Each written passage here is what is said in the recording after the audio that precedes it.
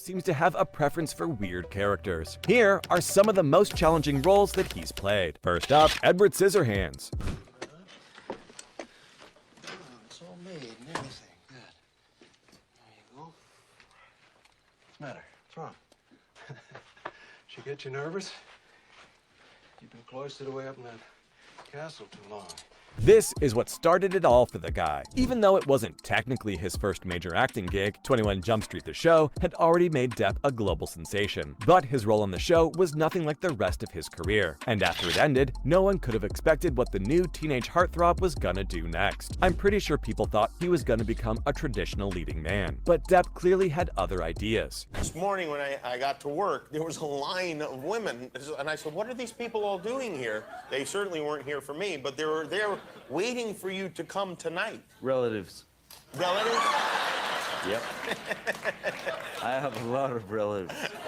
He wanted to play weird roles that would challenge him and keep him on his toes. So when Tim Burton approached him with an idea about a freakish robot with hands for scissors, Depp jumped at the opportunity and gave us all the performance of a lifetime. It's hard to imagine anyone else in the role, because Depp made it entirely his own, bringing a lot of quirkiness to his portrayal, but still packing an emotional punch in the sentimental scenes. There's a reason why Edward Scissorhands gets called Depp's most iconic role, even though it was only the start of his long journey with Tim Burton. Not to mention, he's played lots of other roles that were super underrated, like his tribute to old Hollywood with Ed Woods, aka the worst director of all time. Eddie, Yes? which dress do you like better? I don't know. Say, Bill, which dress works better for you, the red one or the green one? Which one is the red one?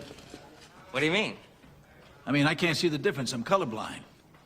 Which is not to say that he wasn't a good guy. Ed Wood really loved movies. He just had no idea how to make them. And that's just the approach that Depp took to the character. Not once does he treat the guy with the slightest bit of disrespect, nor does he try to ridicule him, because that would be the easy way out. Depp is an artiste, so he was going to pay tribute to Woods' strange place in film history. I have a feeling that Depp thought of Ed Wood as a kindred spirit, because you can see a lot of similarities in how they work, from the obsessiveness to the out-of-the-box thinking. Although, in all fairness, Depp's done way better than Ed Wood ever could.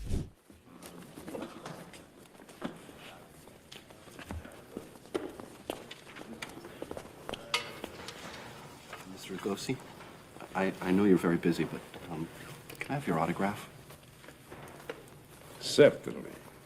And it's a shame that this role doesn't get more credit, but maybe that's why he followed it up with something even more brilliant, his performance as Hunter S. Thompson. Just admiring the shape of your skull.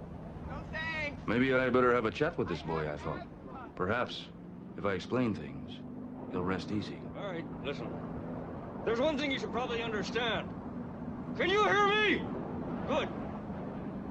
Depp had already shown that he could bring peculiar historical characters to life, so he seemed like a logical choice for a movie that paid tribute to Hunter S. Thompson. The thing that impressed me the most about Depp's performance was his voice. He sounded exactly like Thompson, down to the smallest detail. And that just goes to show how much work he puts into each role. But just copying the voice wasn't gonna cut it. Depp had to embody this iconic figure, because he played a huge role in the aftermath of 1960s counterculture, even though the movie takes a bit of a comedic approach, which, speaking of, Depp also pulls off perfectly. He balances the accuracy of the character with some excellent comedic timing.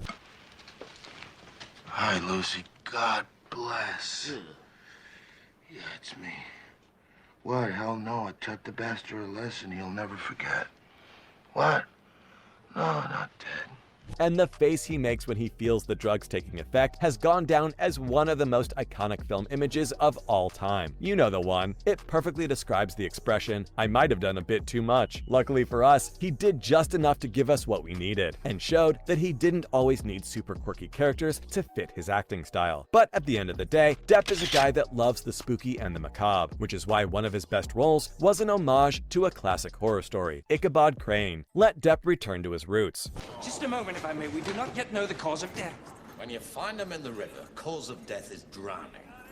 Possibly so if there is water in the lungs, but by pathology we might be able to determine whether or not he was dead before he went into the river. I will need to examine the body. Cut him up.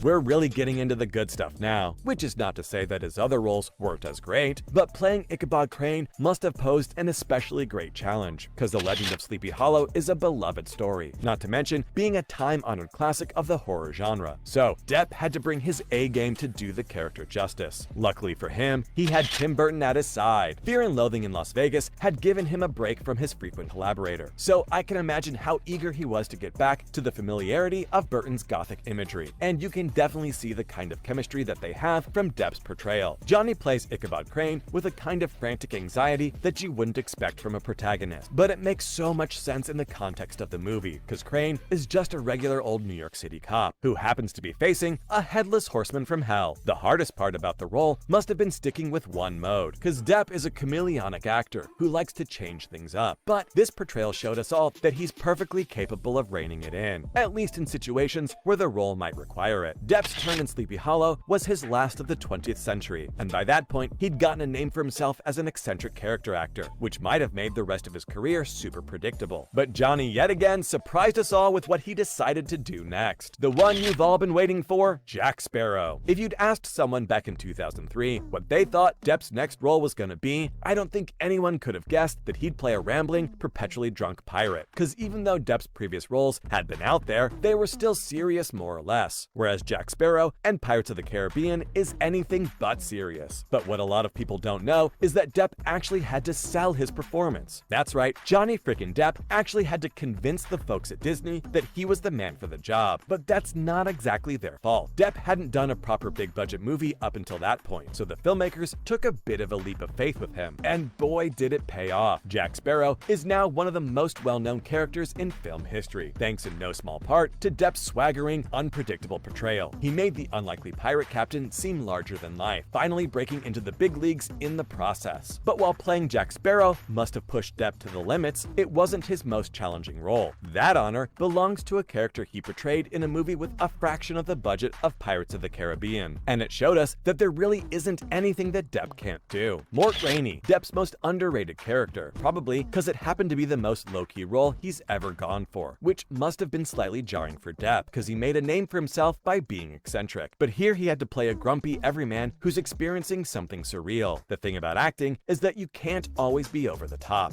especially when you're appearing in a slow burn thriller movie, and Depp was clearly aware of that. So he decided to tone everything down and let the story speak for itself, which is a testament to how great of an actor he truly is. Depp showed the world that he could be subtle if he wanted. He proved that he's a proper master of the craft who can pick out acting techniques practically at will, and he only ever uses them